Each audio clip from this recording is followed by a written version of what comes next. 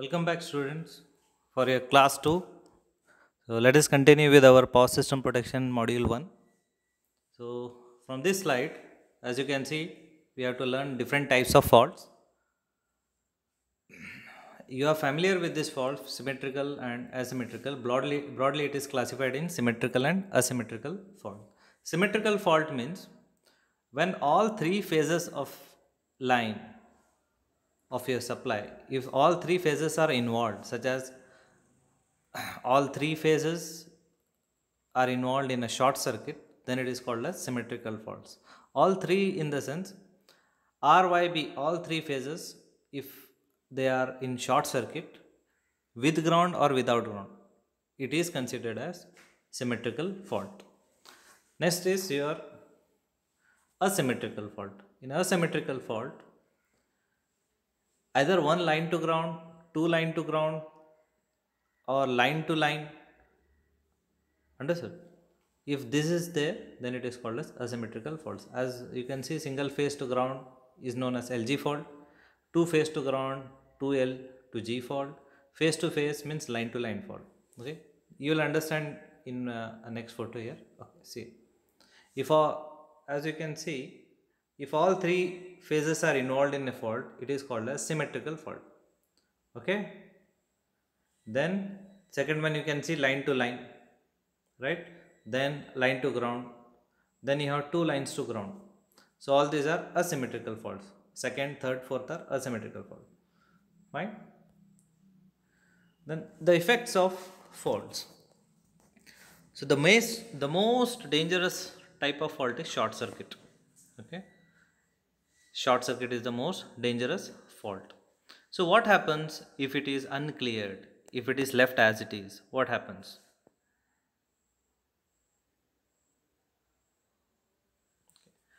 Heavy short circuit current may cause damage to equipment or other element of the system due to overheating and high mechanical stress, mechanical forces set up due to heavy current.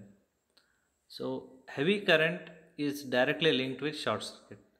Wherever there is a short circuit, heavy current will flow, and this heavy current will damage your equipment because each and every electrical equipment is meant for withstanding for a certain amount of current. When that certain amount of current exceeds, then it is going to start damaging your equipment.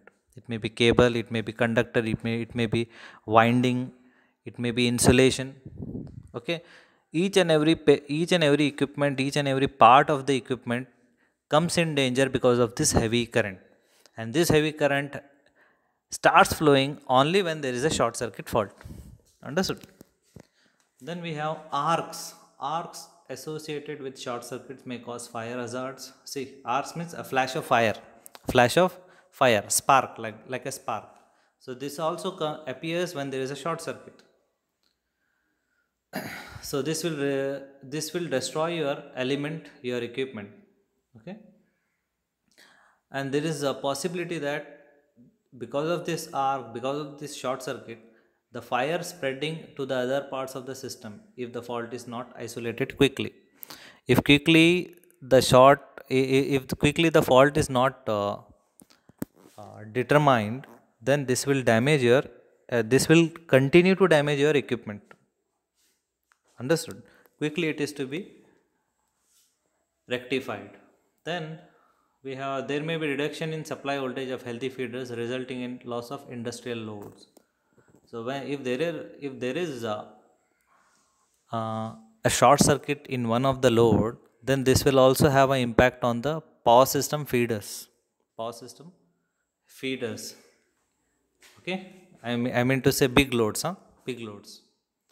Short circuits may cause unbalancing of supply voltages and currents, thereby hitting rotating machines. Hmm? You have got induction motors, right? DC, no, okay, machines, AC machines, DC machines. So, because of this short circuit, the temperature will increase, and this will cause a damage for, once again, a damage for your insulation, your winding, and Then we have, there may be a loss of system resistability, individual okay, you can read it out. Last one, the above faults may cause an interruption of supply to consumers, thereby causing a loss of revenue. The utility, the supplying company, will be in loss if the supply breaks down for a particular for the consumer. So because of fault, if the supply is turned off, if the supply breaks down, then generation will go in waste, isn't it? Because the generated power will not reach your consumers, customers. So if it is once the generated power is not utilized by the loads, then whatever is being generated will go in vain, isn't it? It will be of waste. So a loss of revenue, loss of money, correct? So a small statistics which will demonstrate the amount of the percentage of faults, like overhead lines. 50% of the faults takes place in overhead transmission lines. Then we have underground cables. Underground cables are used very rarely, only on specific places where they are required, not because huge initial cost is required, initial investment is required in cabling, underground cabling. Then we have 10% for transformers, 7% for generators, switch gears, 12%. Switch gears means all protective equipments. All protective equipments which are involved to protect power system equipments are called as switch gears. Okay, such as circuit breakers, relays, current transformers, potential transformers. Okay, CT means current transformers, VT means voltage transformers, also known as potential transformers, relays, control equipment. CTs and PTs you have learned in your measurements, I remember in third sem. Okay, line to line ground, line to line LG fault 85%, line to line 8%, double line to ground. All these are asymmetrical fault. The last one, three phase fault, just 2%. Very rarely it happens. Okay, protective zones.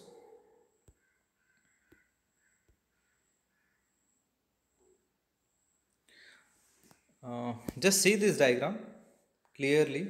All dotted rectangles. It begins with G. Can you see G? Yes, in a circle G. It is representing a generator. After generator, the connection is given to transformer. So this should be step up transformer, because after generation, the generation of electricity will be at low voltages, right? 11 kV, 33 kV, like this. Once it is generated, it needs to be stepped up for higher voltages, and this is done for uh, reducing the transmission losses. To reduce transmission losses, the voltage needs to be increased at higher level, higher value. So this is done with the help of step up transformer. So this comes very next after the generator. So as you can see, then after generator, CB stands for circuit breaker. Once again CB. Can you see? Okay. This CB is current circuit breaker, and circuit breaker is a breaker which breaks the circuit whenever there is a fault. Okay, whenever there is a fault in the line, the role or the job of the circuit breaker is to break the circuit. Now to break the circuit, it will not detect the fault. For detecting fault, we need to employ another equipment called as relay. The job of relay, not shown in your diagram, okay, it's not shown in the diagram, it's in the background, it's behind the circuit breaker. So whenever there is a fault in the system, the fault is sensed by the relay circuit, and the role of the relay circuit is, after sensing the fault, it should give a command signal to circuit breaker. Then circuit breaker will break the circuit. So this is how the circuit is broken and isolated from the faulty part, and this is how it is protected. Okay, once the fault is cleared, once again the circuit breaker will be switched on and it will start conducting. Fine. Now for the purpose of protection, different protection zones are formed here. Can you see different layouts, different rectangles? If I zoom it here, see the first one, generator protection zone G. The next comes generator transformer protection zone. busbar protection zone, transmission line protection zone, isn't it? So the purpose of this zones is because if there if there is any, yes, the purpose of zones, now this is like restricting, uh, the purpose of zone is to restrict your fault within that zone, within that zone. Like for example, in your diagram there are two generators, generator 1 and generator 2, left side and right side. If there is any problem in your generator 1 or generator 2, for example second has some problem, okay, then only that generator zone is to be isolated, isn't it? And a specific protective scheme needs to be employed for that zone itself. So within that rectangle, within that dotted line, within that zone, if any fault occurs, then that zone protective scheme is responsible for providing protection. Okay, and this, and if a fault occurs, it is to be isolated, right?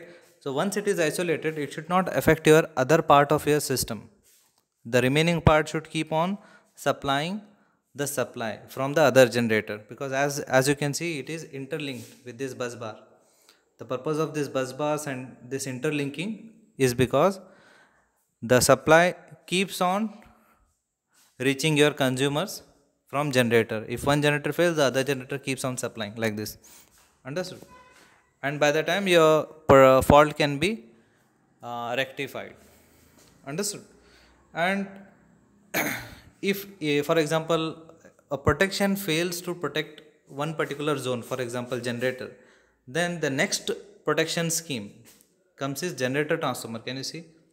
So here in this, if first protective scheme fails to protect generator, then the next scheme, can you see, generator transformer protection zone. So the second will take the responsibility to protect your this unit.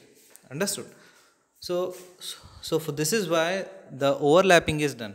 You can see here uh, an overlapping of rectangles is there. Can you see? Yes, this is overlapping of protective zones. Why it is there, I will show you. Come here. Overlapping of protective zone is done to ensure complete safety of each and every element of the system. This is to make sure that each and every part of the equipment, each and every part of the power system is coming under one or the other protective zone, one or the other safety. It should be under the shelter of protection.